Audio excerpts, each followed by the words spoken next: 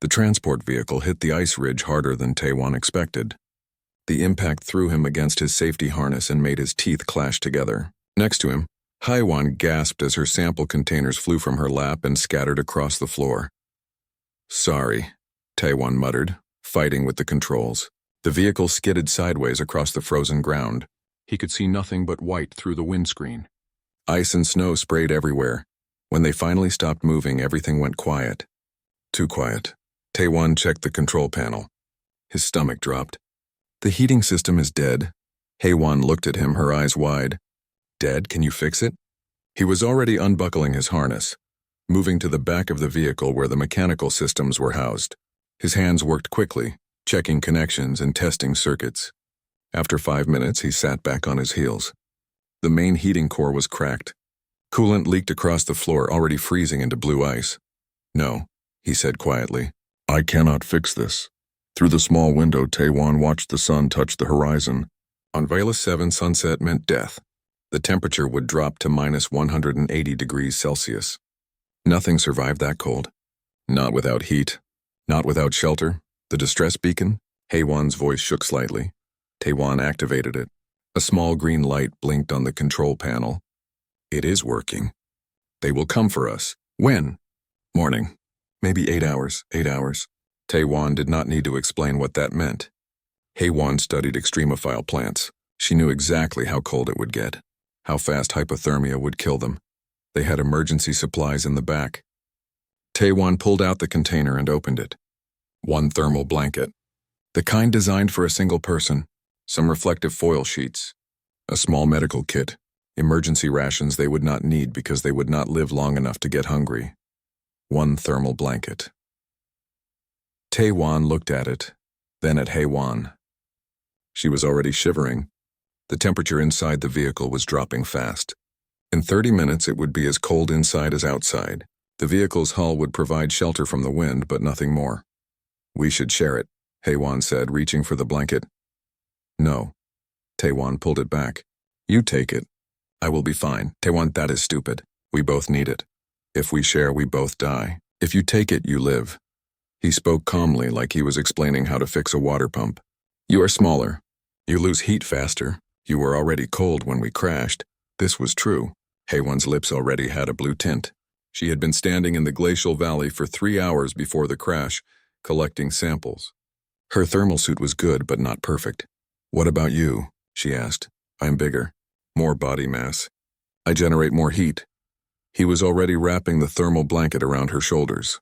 "I have worked in cold environments before. I know how to manage." "Taewon, please." He looked at her directly. "Let me do this." Haiwan started to argue, then stopped. She could see in his face that he had already decided, that nothing she said would change his mind. The temperature continued to drop. Taewon wrapped himself in the reflective foil sheets.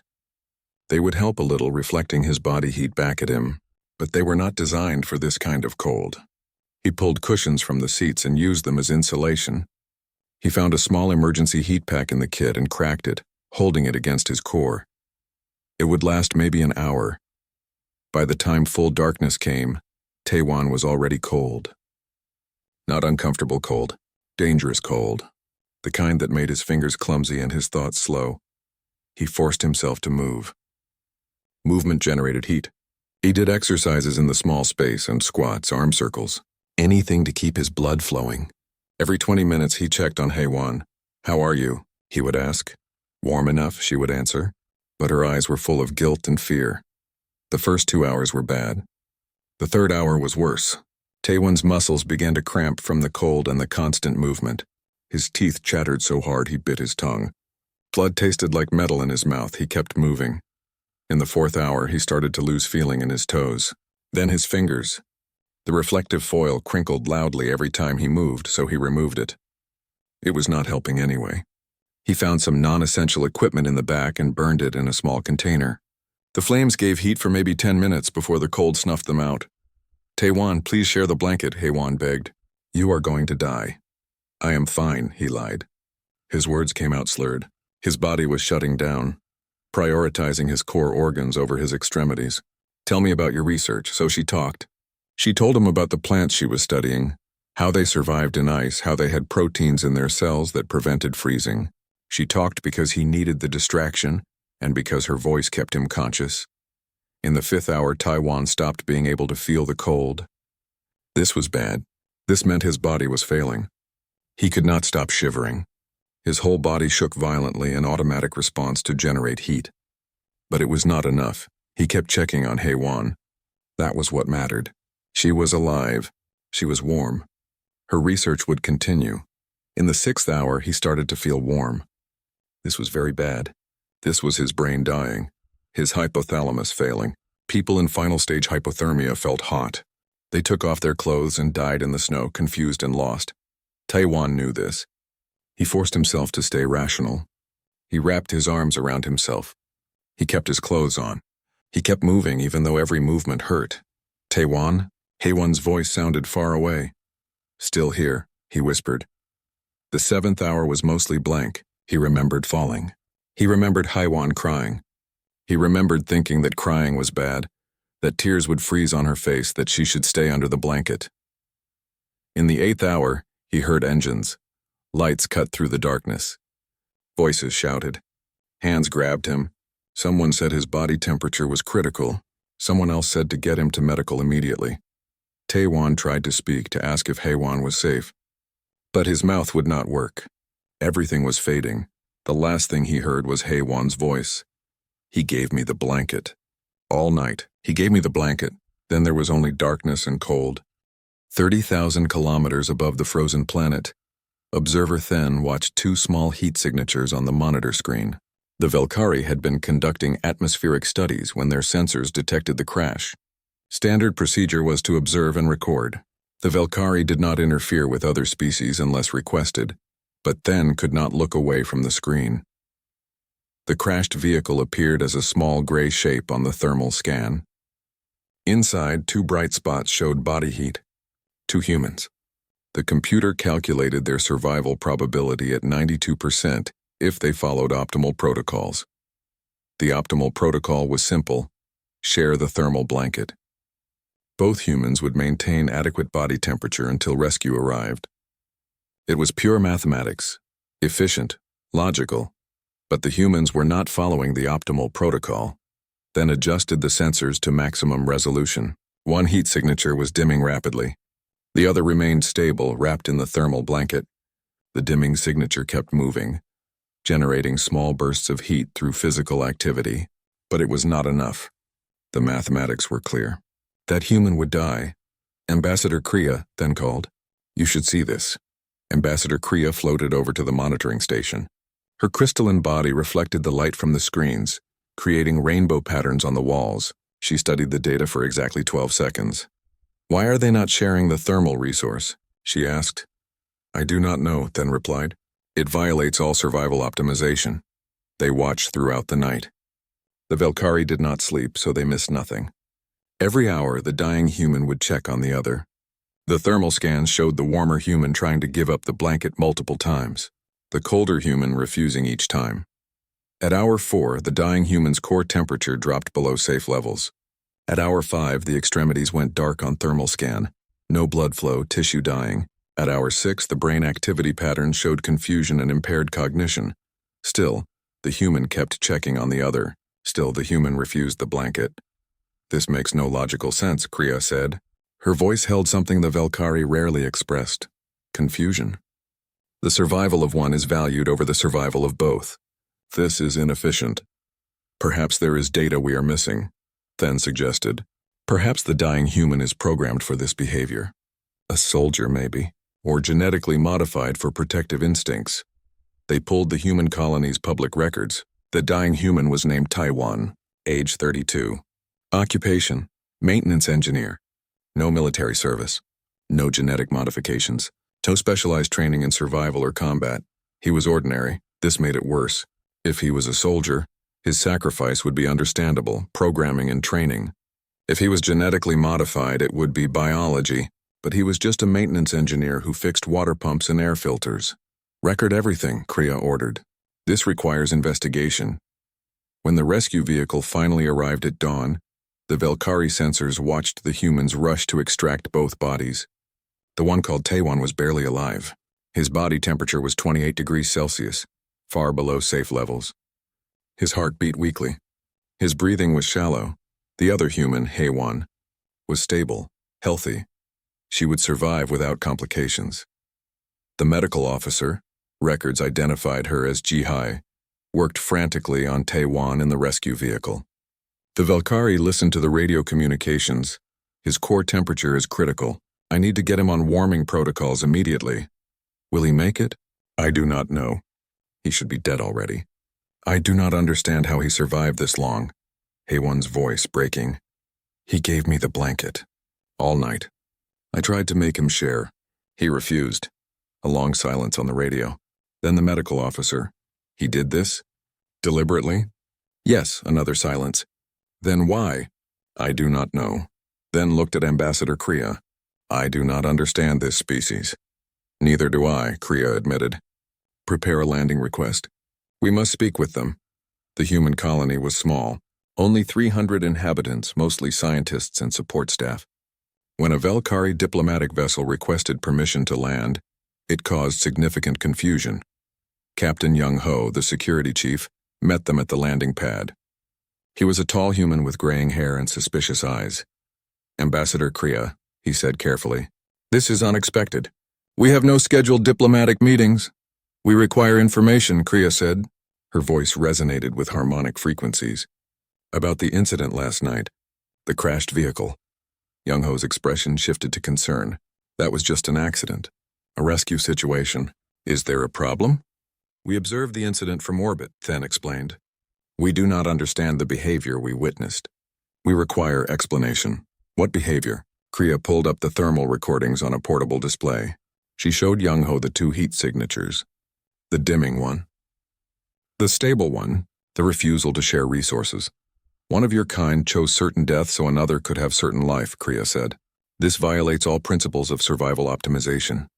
Why did this occur? Young-ho stared at the recordings. Then he looked at the Valkyrie with an expression they could not interpret. That is not a violation, he said slowly. That is just what humans do. Explain. Young-ho seemed to struggle for words. Taewon cared about Haewon, so he made sure she would live. Even if it meant he might die? Cared? Then repeated the word. The translation algorithms provided multiple definitions. Affection, concern, value placed on another's well-being. This caring outweighs survival instinct? Sometimes, Young-ho said. Yes. The Valkyrie stood silent. In their 40,000 years of civilization, they had optimized away such inefficient emotions. Caring led to illogical choices. Illogical choices led to poor outcomes. They had built a perfect society by removing the imperfect elements. We wish to interview this Taewon, Kriya said. He is in medical care, critical condition. The doctor said it will be days before he can speak. Then we will wait. Young-ho escorted them to the colony's administrative center. Director Sang-min, the colony's leader, met them there. He was a middle-aged human with kind eyes and permanent worry lines on his forehead. I apologize for the confusion, Sang-min said. We are honored by your visit, but I admit I do not understand the reason. Kriya explained again. Sang-min listened, then sat down heavily in his chair. You watched all night? He asked quietly. Yes. We recorded the full incident. And you do not understand why he did it. Correct. Sang-min was quiet for a long moment. Then he said, I am not sure I can explain it in a way that will make sense to you. Humans are not always logical. We do things that defy optimization. We sacrifice for each other. We love each other. Sometimes more than we love ourselves, love, then said. Another inefficient emotion. Perhaps, Sang-min agreed. But it is what makes us human. Over the next 2 days, more Valkyrie arrived. What started as 2 observers became 5, then 10, then 20. They interviewed everyone who knew Taewon. They reviewed his personnel files, his work records, his communications. They found nothing special. Taewon was average in every measurable way. He did his job competently. He kept to himself mostly. He sent money to his family on Earth every month. He had no dramatic history, no heroic background. He was just a quiet man who fixed things, and he had been willing to die for someone else. The Valkyrie could not reconcile this.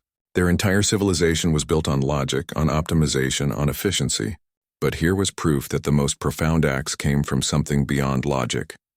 In the medical center, Heywan sat beside Taewan's bed. His fingers were bandaged, severe frostbite. His face was pale, but he was alive and getting stronger. She held his hand gently and whispered, "Why did you do it?" In his sleep, Taewan murmured something. Heywan leaned closer. "Had to keep you warm," he mumbled. "Had to keep you safe." Heywan closed her eyes and cried. On the third day, Taewan opened his eyes. The medical center was quiet except for the soft beeping of monitors. His whole body ached. His hands felt like they were on fire even though he could barely move his fingers. Ji-hai appeared beside his bed immediately. "Welcome back," she said with a tired smile. "You gave us quite a scare." "Heywan?" His voice came out as a rough whisper. "She is fine, completely healthy. Thanks to you." Ji-hai checked his vital signs. "You, on the other hand, are very lucky to be alive. Your core temperature was 28 degrees when we found you. You should have died." Taewan tried to shrug but could not move his shoulders properly. "I am stubborn, apparently." Ji-hee made notes on her tablet. "The frostbite on your fingers is severe. You will recover, but it will take time. Physical therapy for sure. Maybe some pain for a while. Can I have visitors?" Ji-hai hesitated. "You have many people who want to see you. Heywan has barely left this room, but there is also a delegation of Velkari who are very interested in speaking with you." "Velkari?" Taewan frowned. "Why?" "They watched everything. From orbit. They want to understand why you did what you did." Before Taewan could respond, the door opened. Director Sang-min entered, followed by a tall crystalline being that glowed with internal light. Behind them came Dr. Bora, the colony's xenopsychology specialist. "Taewan," Sang-min said gently. "This is Ambassador Kriya. She has been waiting to speak with you. If you are not ready, we can—" "It is fine," Taewan said. He tried to sit up. Ji-hai helped him adjust the bed. Ambassador Kriya approached. Her crystalline body reflected the medical center's lights in strange patterns. When she spoke, her voice had harmonics that made Taewan's chest vibrate. "Taewan," she said, "I observed your actions during the night of the incident. I have studied your records. I have interviewed 47 individuals who know you, and I still do not understand. Why did you choose to die?" Taewan blinked. "I did not choose to die. I chose for Heywan to live. The result is the same. Your death probability was 88%, but she would live. That was what mattered. Why does her survival matter more than yours?" Taewan looked at the ambassador for a long moment. "Because she is important. Her research is important. She has family who love her. She has a future. You also have these things," Kriya said. "You have family. You have a job. You have a future, yes, but—" Taewan struggled to find words. It felt right. "She needed the blanket more than I did. This is not logical." "No," Taewan agreed. "I suppose it is not." Dr. Bora stepped forward. "Ambassador, perhaps I can help translate. Humans do not always act on logic. We have emotions that drive our decisions. Love, compassion, empathy. These things make us willing to sacrifice for others." "I have reviewed your literature on these emotions," Kriya said. "The definitions are clear, but the practical application defies rational behavior. If all humans acted this way, your species would be extinct." "Not all humans act this way," Bora admitted, "but many do, especially for people they care about." Kriya turned back to Taewan. "Did you calculate the value of Heywan's life versus your own?" "No." "Did you weigh the probabilities of different outcomes?" "No." "Then how did you decide?" Taewan was quiet. His bandaged hands rested on the blanket. Finally, he said, "I just knew. She was cold. I had the blanket. She needed it more, so I gave it to her. There was no decision, really. It was just what needed to happen." The room fell silent. Kriya's internal light flickered in patterns that Bora had learned meant deep thought. "You acted without calculation," Kriya said slowly.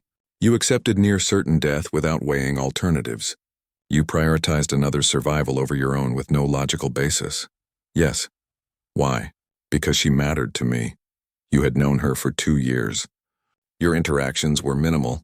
Why did she matter enough to die for?" Taewan smiled slightly. "I cannot explain it in a way that makes sense. She just did." Over the next week, the Velkari presence at the colony grew. More ships arrived. More observers. They turned the small outpost into an unexpected center of philosophical inquiry. The Velkari interviewed everyone. They wanted to know if Taiwan was unique or if all humans were like this. They collected stories. They gathered data. They heard about mothers who died saving children, firefighters who ran into burning buildings, soldiers who threw themselves on grenades, strangers who jumped into rivers to save drowning people they had never met. But they also heard smaller stories. People who gave up their seats on crowded trains, workers who took extra shifts so colleagues could be with sick family, friends who listened for hours to someone in pain. The Velkari civilization had eliminated these inefficiencies 40,000 years ago. They had built a perfect society through pure logic. Every action was optimized. Every decision was calculated. There was no waste, no illogical sacrifice, no messy emotions. And they had been stagnant for 3,000 years. Young Velkari, those under 400 years old, began asking dangerous questions. If logic could not explain the most profound acts, what was logic missing? If humans could achieve things that defied calculation, what had the Velkari lost in their pursuit of perfection? Observer then spent hours reviewing the thermal recordings, watching Taiwan's heat signature dim, watching him check on Heywan every hour, watching him refuse the blanket again and again, even as his body shut down.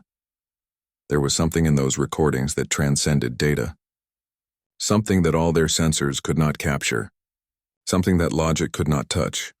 Heywan visited Taiwan every day. At first they talked about simple things. The weather, the colony, her research, but gradually their conversations went deeper. I have known you for 2 years, Heywan said one afternoon, but I never really saw you before. There is not much to see, Taiwan replied. That is not true. She looked at his bandaged hands. Jihe told me you always volunteered for the dangerous repairs. You always gave others the better equipment. You lived so quietly that no one noticed you were taking all the worst jobs, all the hardest shifts. Taiwan shrugged with one shoulder. Someone had to do those jobs. But why you? Why not me? Heywan shook her head. That night in the cold, you decided I was worth dying for. You barely knew me. We were just colleagues. Why did you do it? Taiwan met her eyes. Because you deserve to live. Your research matters. You are brilliant and kind. The world needs people like you, and not people like you. I am just a maintenance engineer. No. Heywan's voice was fierce. You're the person who decided another life was more important than your own comfort, your safety, your very survival. Do you know how rare that is? Do you know how special? Taiwan looked away. I just did what felt right. Exactly, Heywan whispered. You did what felt right. Not what was logical. Not what was safe. What was right. She reached out and carefully touched his bandaged hand. I need to tell you something. What? I am falling in love with you. Taiwan stared at her. Because I gave you a blanket? No, because you gave me everything. Because you decided I was worth saving. Because even now you think what you did was nothing special. She smiled through tears. You are the most extraordinary person I have ever met, and you have no idea. Outside the medical center, 200 Velkari had gathered. They did not understand love. They did not understand sacrifice, but they understood that something profound was happening. Something their entire civilization had lost. Something worth finding again. The story spread through Velkari space faster than light itself. Every ship that left the colony carried the recordings, the data, the impossible truth. A human had chosen to die so another could live, and he had done it without calculation, without hesitation, without reward. In the Velkari homeworld's central data nexus, the Philosophical Council met for the first time in 70 years. They gathered in a chamber of pure crystal, thousands of glowing beings creating patterns of light that represented thought itself. The human's actions cannot be integrated into our logical frameworks, Council Leader Verloc announced. His voice resonated through the crystal chamber. We have analyzed every variable. There is no mathematical justification for his choice. Then our mathematics are incomplete, a young Velkari named Lyra said. She was only 300 years old, barely an adult by Velkari standards. If reality produces results that our equations cannot predict, then our equations are wrong. Silence filled the chamber. This was heresy. The Velkari had built 40,000 years of civilization on the perfection of logic. Explain, Verlac demanded. We eliminated emotion because it was inefficient, Lyra continued. We optimized every aspect of existence, and we created a perfect society. But when did we last create something new? When did we last feel wonder? When did we last surprise ourselves? 3,214 years ago, another council member said. The mathematical proof of transdimensional harmonics. Exactly, Lyra said. 3,000 years. We solved the universe's equations and then we stopped. We achieved perfection and found nothing beyond it. What does this have to do with the human? He showed us something we lost. Something that cannot be calculated. When I watch the recordings of that night, when I see him slowly dying while making sure another lived, I feel something. I do not have words for it in our language. But the humans call it awe. More Velkari ships arrived at the colony. 50, then 100, then more. They came not as conquerors or traders, but as students. They wanted to understand the equation that could not be solved. Director Sang-min watched the landing pads fill with crystalline vessels. We are going to run out of space, he told Captain Young-ho. More concerning, we are running out of food, Young-ho replied. Our supplies were planned for 300 humans, not for hundreds of Velkari observers. The Velkari do not eat. I know. But they are bringing others, look. Young-ho pointed to a new arrival. Non-Velkari beings were emerging. Representatives from a dozen other species who had heard the story and wanted to witness the aftermath. Mira, the colony's communications officer, was overwhelmed with media requests. News agencies from across human space wanted interviews. Other alien civilizations wanted to know more about this species that valued individual lives over collective efficiency. I cannot handle this alone, Mira told Sang-min. Every major outlet in human space wants to talk to Taewon.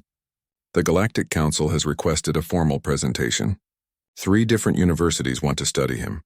He is a maintenance engineer, not an exhibition, Sang-min said firmly. Tell them all no. But the attention kept growing. In the medical center, Taewon was finally strong enough to walk.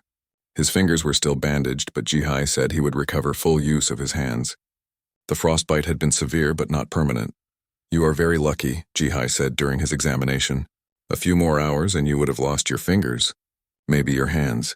It was worth it, Taewon said simply. Ji-hee paused. You really mean that? Taewon lived. That was the point. Taewon, you do realize you are causing a philosophical crisis across multiple civilizations? He blinked. What?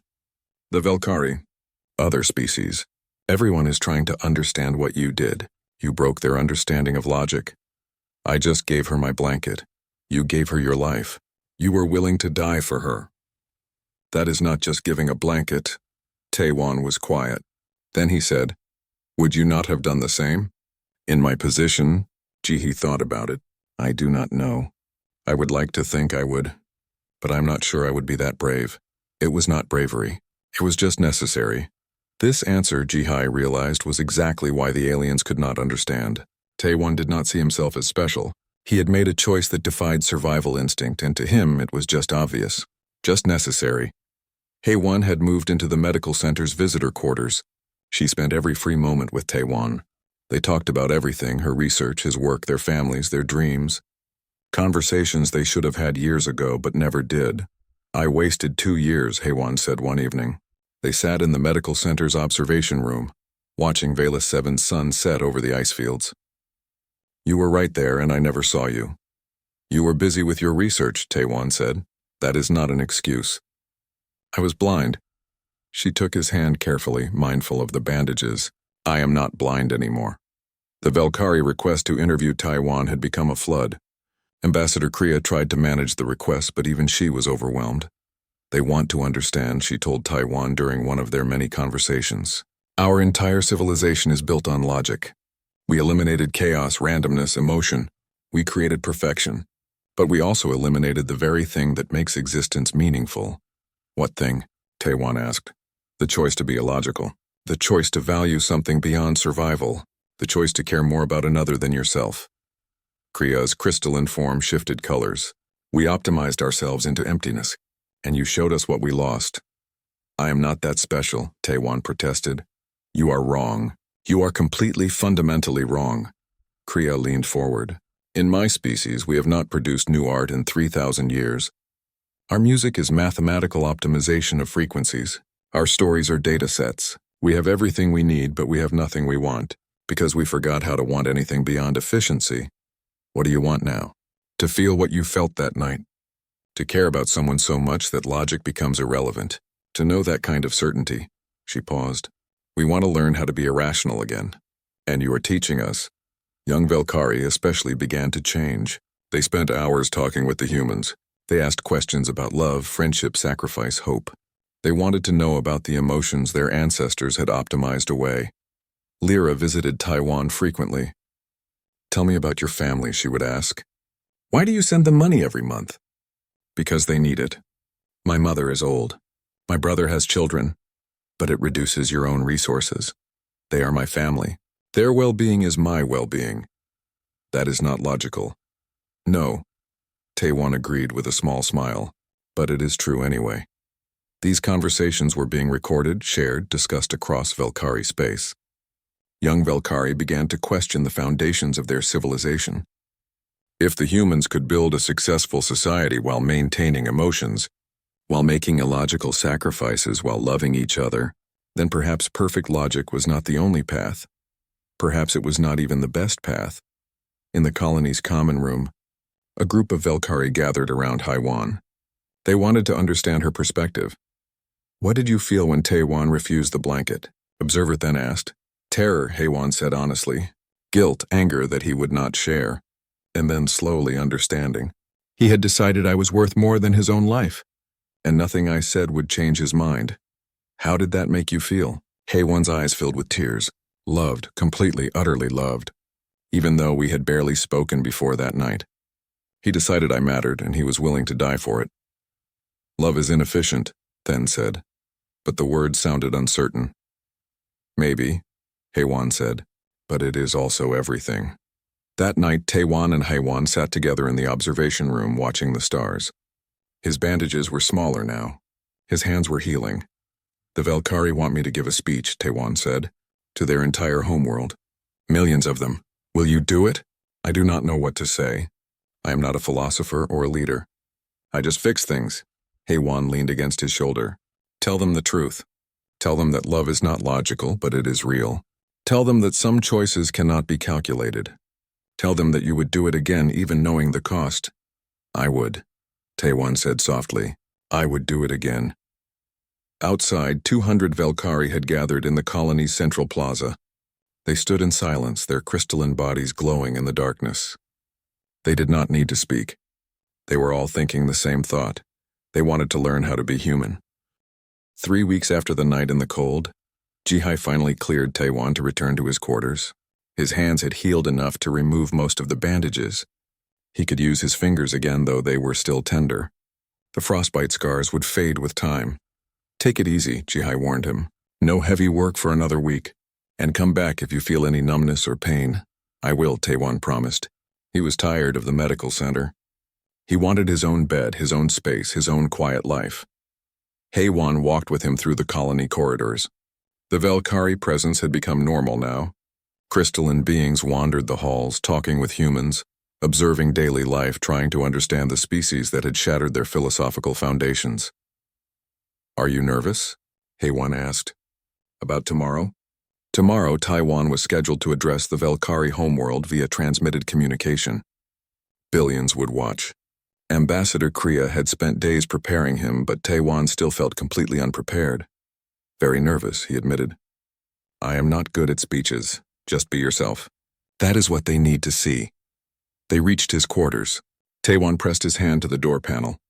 It slid open. 200 Valkyrie stood in the corridor outside his door. Taiwan froze.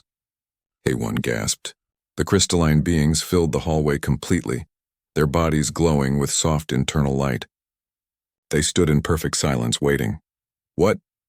Taiwan started to say, but Ambassador Kriya stepped forward from the crowd. Taiwan, she said, her voice resonating through the corridor. We have come to honor you. I do not understand, Taiwan said. In Valkyrie culture, when one witnesses an act that transcends all understanding, that breaks through the barriers of logic into something beyond, there is only one proper response. Presence. Physical, undeniable presence, she gestured to the gathered Valkyrie. Each being here represents a different aspect of our society. Scientists, artists, philosophers, engineers, teachers, council members. We have come from across Velkari space to stand witness. Witness to what? Taiwan asked, genuinely confused. To you. To what you did. To what you showed us. Kriya's crystalline form shifted through colors Taiwan had never seen before. For 40,000 years, my species has existed in perfect logic. We eliminated inefficiency. We removed chaos. We optimized everything. She paused, and when she spoke again, her voice held something new, something that sounded almost like emotion. And we became empty. We stopped creating. We stopped growing. We stopped feeling wonder. We achieved perfection and lost everything that makes existence worth living. Another Velkari stepped forward, young Lyra. You gave us a gift we did not know we had lost. You showed us that there are truths beyond calculation, that the most profound acts come not from perfect reasoning, but from perfect caring. One by one, the Velkari began to dim their internal light.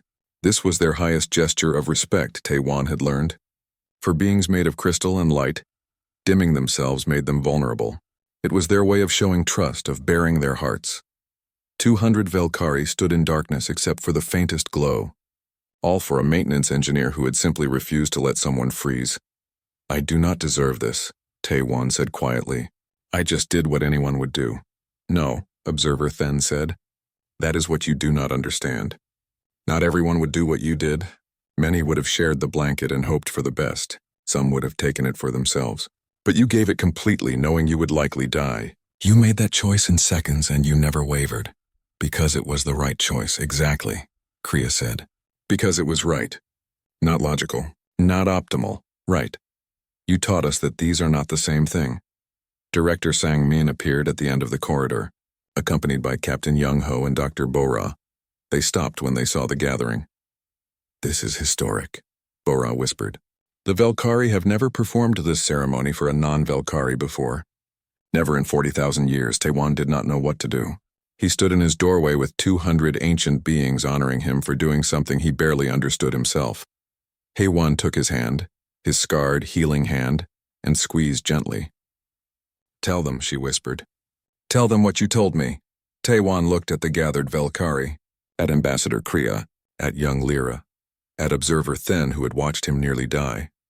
I am just a maintenance engineer, he said. I fix water pumps and air filters. I am not special. I am not a hero. That night in the cold I just saw someone who needed help.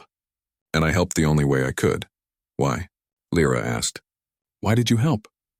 Because she mattered. Because her life had value. Because letting her die when I could prevent it was unthinkable.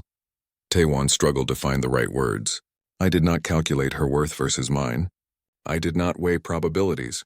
I just knew that she deserved to live, and I would do whatever it took to make that happen. Even die. Even die. The corridor was silent. Then Kriya spoke. We came seeking logic. We came seeking an equation we could solve. But you have shown us that some truths cannot be solved. They can only be lived. She moved closer, her crystalline form catching the light. My species has spent 40,000 years trying to eliminate uncertainty, to remove chaos, to perfect existence through pure reason. We succeeded, and in succeeding we lost our souls. We forgot how to care, Then added. We forgot how to sacrifice. We forgot how to love. We became efficient machines in perfect crystalline bodies. But you remembered, Lyra said, looking at Taiwan. Or perhaps humans never forgot. You carry something we lost, something worth more than all our technological advancement, all our mathematical perfection, all our optimized society. What is that? Taiwan asked. Humanity, Kriya said simply. The word means your species, but it also means something more. Compassion, empathy, the willingness to suffer so others do not have to. The choice to value another life as much as or more than your own. She dimmed her light even further, until she was almost invisible. We want to learn this from you, all of us. We want to remember how to be more than logic.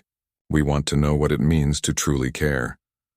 I do not know how to teach that, Taiwan said helplessly. You already have, Kriya replied. By being yourself. By making the choice you made. By showing us that there are things worth dying for. You gave us permission to be imperfect again. To be illogical. To feel. Heiwan stepped forward. Taiwan gave me life that night. But he gave all of you something too. He gave you a reason to live again.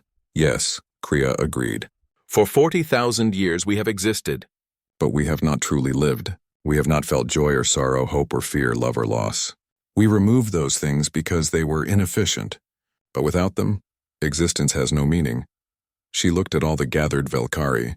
This is why we are here. Not to study Taewon as a specimen. Not to analyze his choice as a data point. But to honor what he represents. The possibility that we can change. That we can become more than we are. That we can learn to care again. The Velkari began to glow brighter, their lights returning. But something was different now. Their light flickered and danced in patterns that seemed almost emotional. Almost alive. What happens now? Taewon asked. Now we learn, Kriya said.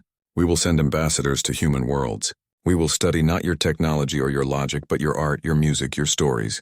We will try to understand love and sacrifice and hope. It will take time, perhaps centuries, but we will try. Because of a maintenance engineer who shared his blanket, Taewon said quietly.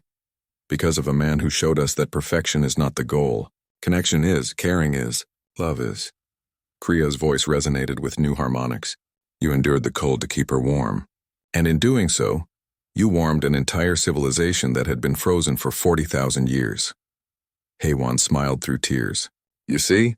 She whispered to Taewon. I told you. You are extraordinary. I am just me, Taewon protested. Yes, Kriya agreed. Just you. Just a human who decided another life was worth more than your own comfort, your safety, your survival. Just someone who chose love over logic, sacrifice over optimization, humanity over perfection. She paused, then added, That is what makes you extraordinary. That is what you have taught us. That being just yourself can change everything. The gathered Velkari began to disperse, moving slowly through the corridors. Each one stopped as they passed Taewon, dimming their light in respect. 200 individual acknowledgements. 200 witnesses to a simple act of compassion that had shattered the foundations of an ancient civilization. When they were finally alone, Taewon and Haewon stood in his doorway, watching the last of the Velkari disappear around the corner. Are you ready for tomorrow? Haewon asked. For the speech? Taewon thought about it. About billions of Velkari waiting to hear from him. About an entire species hoping to learn how to feel again. I will tell them the truth, he said finally, that I am not special. That any human might have done the same.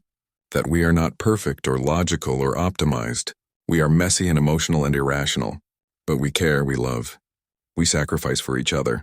And maybe that is enough. That is everything, Haewon corrected. She stood on her toes and kissed him gently. You are everything. Taewon held her, his scarred hands steady despite their healing injuries. Outside, the stars shone over the frozen planet,